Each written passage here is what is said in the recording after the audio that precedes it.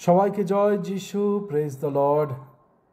দাদা, আমি আগে তো অনেক কিছুই করতাম, কিন্তু এখনও তাদের সাথে আমার বন্ধুত্ব আছে। একের সময় তারা ফোন টোন করে, আমি কথাবার্তা বলি। দাদা, আমি প্রভুতে আসবার আগে অনেকভাবে অনেক কিছুর মধ্যে বাজে কোনো জিনিসের মধ্যে আমি জড়িত ছিলাম। হ্যাঁ, নেশা ভানের মধ্যে বা কোনো রকম বাজে সম্পর্কর মধ্যে আমি জড়িত ছিলাম, বা উল্টোপাল্টা কাজ এইটা সেইটার মধ্যে আমি জড়িত ছিলাম। কিন্তু এখন আমি প্রভুতে চলে এসেছি। প্রভুতে আসবার পর এখনও আমাকে কথাবার্তা তাদের সাথে রয়েছে। কি করব, কারণ তাদেরকেও আমি বন্ধু বলি, তাদেরকেও আমি বন্ধু এখনও আছে তাদের সাথে। যদিও খুব একটা কথাবার্তা বলি না, কিন্তু এখনও বন্ধুতা রয়েছে। তো ব্যাপার হয়েছে, আমাকে সেই সব সম্পর্ক থেকে আমাকে বেরিয়ে আসতে হবে, তাই না? আজকে আমি পরিষ্কার শুচিশুদ্ধ, সেই ঈশ্বর আমাকে করেছে। ঈশ্বরের মধ্যে আসবার পর কালকে যেন আবার সেই পুরনো সম্পর্কের মধ্যে আমি যেন না আবার নিজেকে নিজেকে মিশিয়ে না দেই।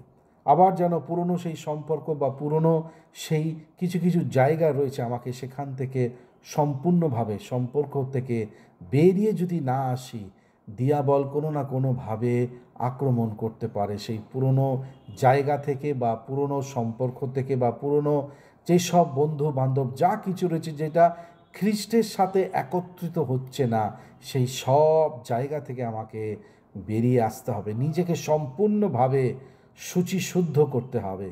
তাহলে আমি ঈশ্বরের সন্তান, তাহলে আমি খ্রিস্ট সন্তান হতে পারছি। নয়তো আমি এখনও হয়ে উঠে পারিনি।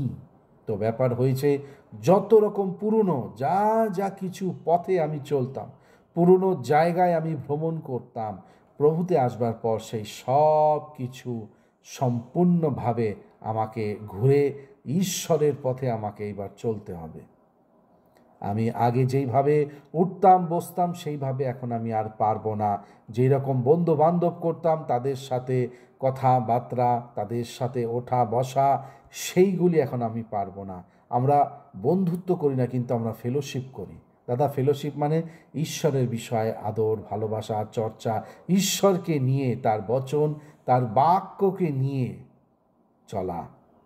এইভাবে আমরা যদি চলি, তাহলে দিয়াবলের হাত থেকে আমরা নিজেকে সরিয়ে দিচ্ছি, এবং আমাদেরকে প্রভু যিশুর হস্তে যেন নিজেকে সম্পূর্ণভাবে যেন মিশিয়ে দিতে হয়, বা মিশিয়ে দিতে আমি যেন পারি।